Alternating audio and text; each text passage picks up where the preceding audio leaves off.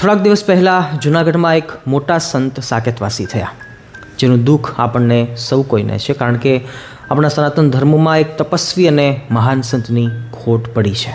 પરંતુ વધારે દુઃખ એ વાતનું છે કે બાપુના ગયા પછી તુરંત જ પદ, ગાદી કે કદાચ આશ્રમની સંપત્તિ માટે ત્યાગી સમાજમાં થોડીક બોલચાલ થઈ અને આખીરમાં એ નાની વાતે ઝઘડાનું ખૂબ જ મોટું રૌદ્ર રૂપ ધારણ કરી લીધું, જેનાથી આપણે સૌ વાકેફ છીએ. જોકે જન સામાન્ય માટે આ વાત ગળે ઉતારવી થોડીક કઠણ છે, કારણ કે ભેખધારીને કોઈ પણ માયિક વસ્તુને માટે લડતા જોવા એ થોડુંક અસહજ લાગે અને ખરાબ પણ લાગે, એ વાત ઓબ્વિયસ છે. પરંતુ અમુક લોકોના મેસેજ મને આવ્યા કે સ્વામી, આ સમયે સ્વામિનારાયણ સંપ્રદાયનું ઘસાતું બોલનારા લોકો કેમ આ બાબતે કશું બોલતા નહીં હોય?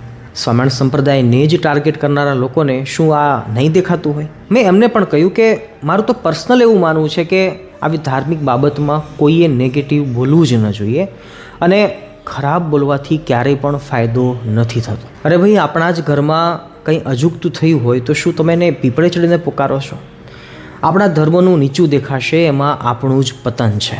ઝઘડો તો બધે થાય, દરેક ઘરમાં થાય, દરેક શેરીમાં થાય, દરેક વિસ્તારમાં થાય, દરેક ગામમાં થાય, દરેક સમાજમાં થાય, દરેક દેશમાં થાય અને દરેક ધર્મમાં પણ થાય જ. જો એનાથી કંઈ કોઈ ધર્મને ખરાબ કહેવા એ યોગ્ય નથી. જોકે હદ તો ત્યારે થઈ કે એક ભાઈનો મને ફોન આવ્યો કે સ્વામી, આપણા સંપ્રદાયના સંતો આ મુદ્દે કેમ કશું બોલતા નથી? આપણા બધા સંતોએ આ ઘટનાનો વિરોધ કરવો જ જોઈએ અને દુનિયા આખી કરે જ છે ને, સોશિયલ મીડિયા આખું ભરું પડ્યું છે. ખરેખર સ્વામી, બોલવું જ જોઈએ. જોકે પછી મેં બહુ વિચાર્યું, પણ મને એમ થયું કે હા, બોલવું જ જોઈએ. મારા બોલ્યા પછી જો આ મુદ્દે થોડીક પણ પોઝિટિવિટી ફેલાશે તો એ પણ આપણા સનાતન ધર્મની સેવા જ છે. જો ભક્તો, આ મુદ્દે મારું મંતવ્ય એવું છે કે ઘર હોય ને ત્યાં વાસણ તો રણકે, એમાં કશું નવું નથી. અરે આવડો મોટો સાધુ સમુદાય હોય તો ક્યારેક અહમમત્વના કારણે ઝઘડાઓ થાય, એ કંઈ બહુ મોટી વાત નથી. એટલે ગ્રહસ્થાશ્રમમાં ફક્ત 2 જ ભાઈ હોય છે, તો શું એને મિલકત માટે લડાઈઓ નથી થતી? થાય જ. અરે ભાઈ, એક ચાહ જમીન માટે માથા કાપવા તૈયાર થતા હોય એવા લોકો પણ અમે જોયા છે. તો આ શું મોટી વાત છે કહો? તમને ગ્રહસ્થને જ અહમમત્વ હોય એવું નથી, અમારા ત્યાગીમાં પણ અહમમત્વ હોય, કારણ કે શરીરધારી છીએ ને, અને આ અનાદિથી ચાલ્યું આવે છે. આ કંઈ આજકાલનું નવું ઉપજાવેલું નથી. અરે ભાઈ, દેહધારી છીએ તો દોષ તો રહેવાના. ત્યાગી હોય કે ગ્રહસ્થ, જ્યાં સુધી શરીર છે ત્યાં સુધી કંઈક ને કંઈક દોષ રહેવાના અને રહેવાના. અને જ્યાં સુધી શરીર છે ત્યાં સુધી અહમ મમત્વના ફટકા પણ લાગવાના. તો શું બધી બાબતોમાં પછી લોકફજેતો કરશો? આવી બાબતોને દબાવવાની હોય, એને બહાર ન લાવવાની હોય. અને વાલા, રહી વાત સ્વામિનારાયણ સંપ્રદાયના સંતોની, તો એ લોકો આ વાતને સમજે છે. એ લોકો બહુ વિવેકી છે. એને ખબર છે કે આ સમય મુદ્દો ઉશ્કેરવા માટે નથી, પરંતુ મુદ્દો શમાવવા માટેનો સમય છે. સજ્જનો, લખી રાખજો કે આ મુદ્દો જેટલો વકરશે એમાં આપણા સનાતન ધર્મનું જ નીચું દેખાય છે. આપણા ધર્મની જ આમાં હાનિ છે. આવા મુદ્દાઓથી જ જન સામાન્યમાં શ્રદ્ધા અને વિશ્વાસ ઘટે છે અને લોકોમાં નાસ્તિકપણું વધી જાય છે. અને મને કહેવા દો કે આ સમયે સ્વામિનારાયણ સંપ્રદાયના એક પણ સંતોનું કોઈ પણ પ્રકારનું નિવેદન નથી આવ્યું. એનો મતલબ એ થયો કે સ્વામિનારાયણના સંતોએ સનાતન ધર્મને પોતાનો ધર્મ માન્યો છે અને દરેક સાધુ માત્રને પોતાના ધર્મના ભાઈ માન્યા છે. કોઈ સામાન્ય ઘટનાને મોટી બનાવીને દ્વેષ ઊભા કરવા કે કોઈ ધર્મની કે વ્યક્તિની ફજેતી કરવી એ સ્વામિનારાયણના સંતોને નથી આવડતું. જો ધારે તો એ દરેક સંતો આ બાબતે બોલી જ શકે અને સચોટ બોલી શકે, પરંતુ તેમનું મૌન એ વાતને સૂચવે છે કે પરિવારના ઝઘડાને શાંત કરવાનો હોય, એને વધારવાનો ના હોય. હા, બની શકે કે સત્તા, સંપત્તિ, પદ કે પ્રતિષ્ઠા માટે ક્યારેક ઝઘડો થાય, ક્યારેક વાસણો રણકે, ક્યારેક જીવાજોડી પણ થાય, પરંતુ એનાથી કંઈ બધા સાધુ સંતો ખરાબ નથી બની જતા, કોઈ ધર્મ ખરાબ નથી બની જતો. હવે સાંભળજો, આ તો બસ એક ઘટના છે અને ઘટનાને ભૂલાતા કે ભૂસાતા વાર નથી લાગતી. પણ જો આ સમયે કોઈ સ્વામિનારાયણના સંતે કટાક્ષ કર્યો હોય તો તમને શું લાગે છે? શું થાય? અરે, અમુક લોકો આખી જિંદગી રાયડો નાખ્યા કરે અને આપણા સનાતન ધર્મને એક સૂત્ર ક્યારેય પણ ન જ થવા દે. હવે જો મારું માનવું એવું છે કે આપણા હિન્દુ ધર્મના લોકોએ આ મુદ્દાને સામાન્ય ગણી અને વહેલી તકે ભૂલી જવું જોઈએ. કારણ કે આપણા સનાતન ધર્મને હજુ વધારે મજબૂત બનાવવા માટે, જો મજબૂત તો છે જ, પણ પણ વધારે મજબૂત બનાવવા માટે ઘણું બધું કામ બાકી છે.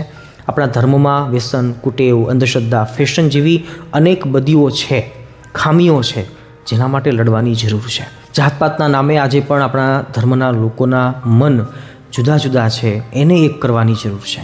જેના માટે કામ થવું જોઈએ, જેના માટે લડાઈ થવી જ જોઈએ. અને ઓલરેડી સનાતન ધર્મના અગ્રણીઓ આ કામ બખૂબી કરી રહ્યા છે યુપી અને એમપીની અંદર. અને આ હમણાંના જ દિવસોમાં હિન્દુ સનાતન એકતા રેલી કાઢી 160 કિલોમીટરની ભવ્ય રેલી દ્વારા સનાતન ધર્મમાં બધા એક છીએ એવું એ લોકો સાબિત કરી રહ્યા છે. એ જો જે કોઈ અગ્રણી હશે, એ કામ જેના દ્વારા થયું છે, ખરેખર દિલથી અમને વંદન છે. ખરેખર તો આવી વાતોમાં ધ્યાન અપાવવું જોઈએ, નહીં કે નેગેટિવ વાતોમાં. નહીંતર થશે એવું કે આપણે અંદરો-અંદર લડીશું અને આખીરમાં બીજા એનો લાભ લઈ જશે. આશા છે કે વાતના મર્મને સમજાશો. અને હા, જ્યારે સનાતન ધર્મના કોઈ સંપ્રદાય કે ધર્મની નાની મોટી ભૂલ સોશિયલ મીડિયામાં આવે, ત્યારે આપણે એમ સમજવાનું કે આપણા ધર્મને બદનામ કરવા માટે અમુક આસુરી તત્વો ષડયંત્ર બનાવીને એનો મોટો વિસ્ફોટ કરી રહ્યા છે. પરંતુ આપણે અંદરો-અંદર લડી અને એને જીતવા નથી દેવાના, એને ફાવવા નથી દેવાના. આપણે આપણા જ લોકોને બદનામ કરવા એ શું સારી વાત છે?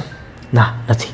આપણો સનાતન ધર્મ શ્રેષ્ઠ હતો, છે અને રહેશે, એમાં ક્યારેય પણ સંશય ન થવો જોઈએ. જો ભક્તો, એક મન રહેશું, એક મત રહેશું, સાથે અને સંપીને રહેશું, તો જ આપણા સનાતન ધર્મની જીત થશે અને પ્રગતિ થશે. આ ઘટનામાં જે કંઈ ખોટું થયું હશે અથવા જેનો વાંક હશે, એ ખબર પડી જ જશે અને ઓલરેડી બધા જાણતા જ હશો. ખોટું એ ખોટું જ છે, આપણે એનો ખોટો પક્ષ નથી લેતા.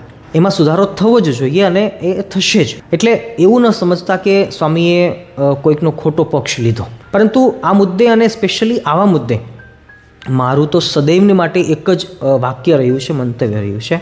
ક્યારેક કોઈ વ્યક્તિ ખરાબ હોઈ શકે, પણ સમુદાય ખરાબ ના હોઈ શકે. ક્યારેક કોઈ કેરી ખરાબ હોઈ શકે, આખો આંબો ખરાબ ના હોઈ શકે. ક્યારેક કોઈ પદારૂઢ વ્યક્તિ ખરાબ હોઈ શકે, પણ પદ ખરાબ ના હોઈ શકે. ક્યારેક કોઈ પથ્થર ખરાબ હોઈ શકે, પણ આખો ગિરનાર ક્યારેય ખરાબ ના હોઈ શકે. બસ એ જ રીતે ક્યારેક ભગવો પહેરેલો કોઈ મનુષ્ય કદાચ ખરાબ હોઈ શકે, પરંતુ બધા ભગવાધારી કે ભગવું વસ્ત્ર એ ક્યારેય ખરાબ ના હોઈ શકે. સમજ્યા તેને વંદન, ના સમજને પણ વંદન.